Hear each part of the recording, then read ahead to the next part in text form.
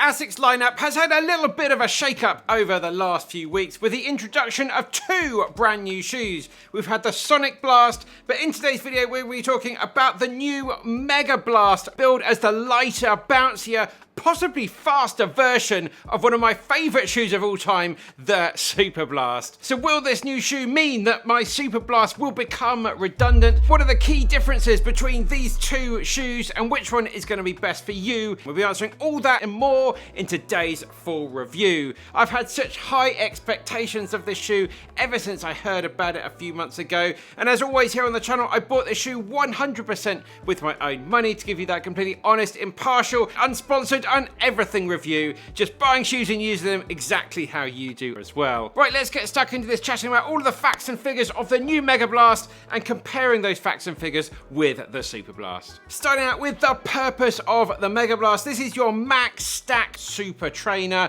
suitable for those long run sessions, longer races in comfort, speed sessions, thresholds, maybe one of the most versatile shoes ever made. In terms of the purpose of the Superblast, really is a classic long run mileage monster, slightly firmer ride, but really the type of shoe when you want to go easy for a long period of time. Price wise, this is a lot of cash here, coming in for me at £210 buying this here in the UK, compared to the Superblast, which was £10 cheap at £200. Stack height at the back of the shoe, 45mm, with a 8mm drop overall, exactly the same as the Superblast.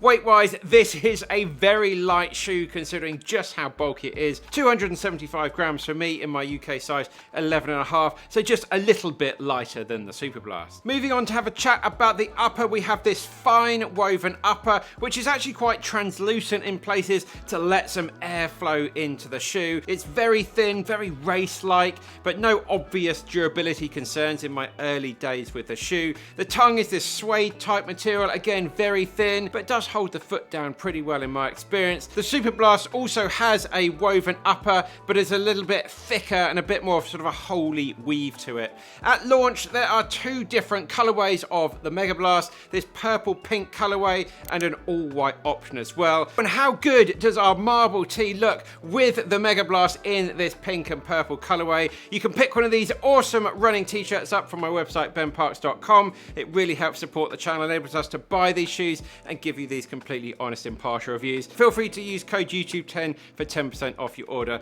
Thanks very much, guys. And we also do have a long sleeve version that's just launched as well, perfect for those autumn and winter runs that we're going into in the Northern Hemisphere. The midsole of the shoe is this all new FF Turbo squared midsole. There's no plate in the shoe. Superblast is a slightly older version of that, the FF Turbo Plus. It has a small strip at the bottom of the FF Blast Eco for a little bit more stability and durability as well. This turbo squared foam, which we're seeing in the Megablast, is a new ATPU foam from Asics, and it's really quite amazing. The outsole of the shoe has this Asics grip outsole, the same material as the Superblast, but a slightly different placement pattern on the bottom of the shoe, and it has a little bit less of it on the Megablast versus the Superblast, which is probably one of the reasons why this shoe is a slightly lighter weight. There are no different widths in the shoe. It was true to size for me. I got exactly the same size in this shoe as I get in the Superblast and the Novablast, the Metaspeed versions as well, which was always 11.5. Right, let's get stuck into my likes of the Megablast.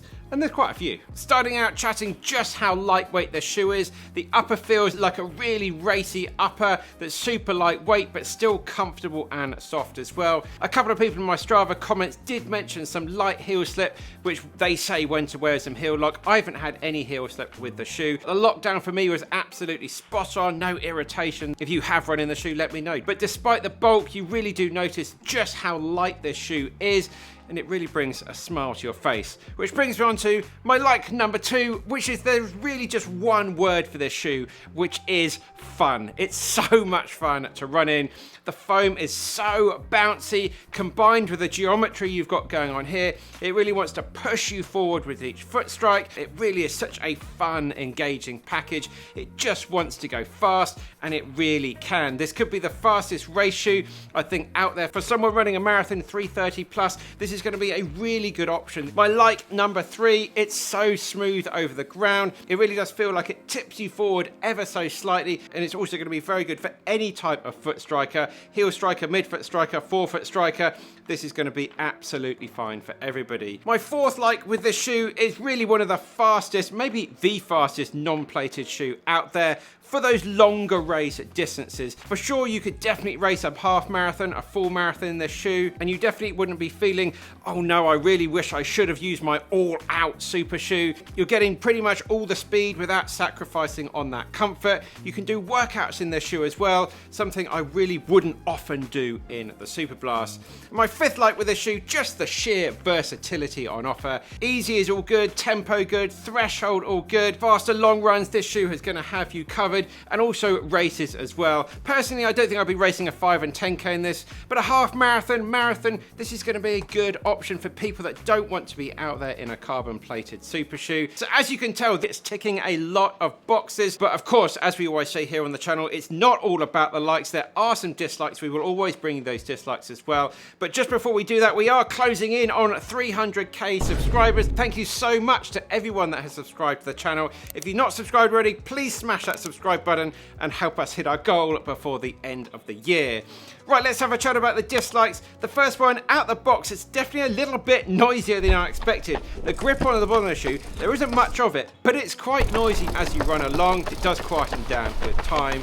My second dislike with the shoe, of course, with this type of shoe, the softness of the foam, the max stack height nature of these shoes, there's always going to be some stability concerns. It is a little bit soft. You could potentially turn an ankle in it. Something I really don't worry about the Superblast because it is just a little bit firmer. So just something to be aware of. My third little observation here is slightly on the narrow side, definitely a little bit narrower than the Superblast. I have narrow feet, so I was absolutely fine in the shoe. But if you've got a particularly wider foot, I definitely recommend getting into store just to try this one on. And my 4th point here, the price of this shoe. This is another £210 plus shoe, 240 euros for our friends over in Europe. It's just crazy how expensive these daily training shoes are. Time will tell how this shoe holds up durability wise. Get subscribed. This shoe will no doubt feature in my end of year best shoes of the year video, and I'll have done a lot more Ks in it, and we'll see how it's holding up.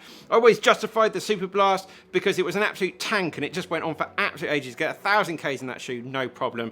Hopefully that will be the case here, but with all the amount of exposed foam on the bottom of the shoe, I just don't know how well it's going to hold up. I don't know yet. We'll see. It always plays on my mind a little bit recommending these shoes that are so expensive, over £200 for a daily training shoe. It's just quite crazy. I think a lot of people will be absolutely fine with something like the Evo SL. If it's not too unstable for you, then yeah, that's so much cheaper. You can almost buy 2 pairs of that shoe for 1 pair of this. But no doubt, this is a fantastic trainer. Right, let's have a chat about all the differences between this and the Superblast to help you choose the right shoe. So the 2 shoes have exactly the same stack and drop. The Megablast is £10 more expensive.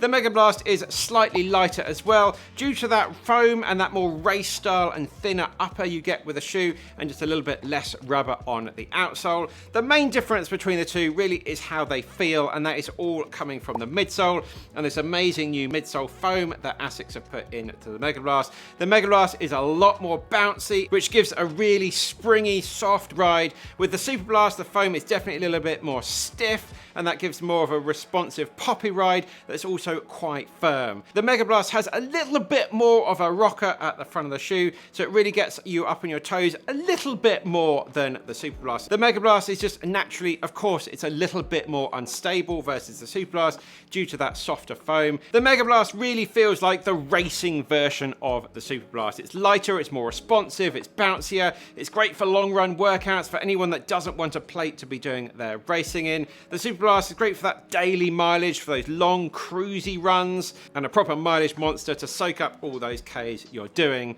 If you tried the Superblast and you found it a little bit too firm, then I definitely recommend trying the Megablast. Right, my conclusions and final thoughts on the Megablast. Is it going to replace my beloved Superblast for me? Well, I think no. They're probably going to serve 2 slightly different purposes. I still think I'll be using the Superblast for my daily mileage. I just personally prefer that slightly firmer ride just when I'm out for those long runs cruising along. So where will the Megablast come into my rotation? I think if I'm doing some long run workouts, some marathon pace workouts, or even some faster paces on my long runs, this will be absolutely fantastic at those. And I'm going to be looking forward to using it for some of my speed sessions as well, so some K reps or some mile reps. If I don't want to put too much mileage on my carbon plated full on race shoes, then this will be a really good substitute to have in there and feel like I'm really still getting a very good fast workout in the shoe. If you like a softer, bouncier ride, then get the Megablast, but if you prefer that sort of slightly firmer and probably more durable shoe, then go for the Superblast. It's going to be really exciting to see what they're going to do with Superblast version 3, which I guess will be coming out the early part of next year. For a lot of people, it's really hard to choose between the two, so they're going to have to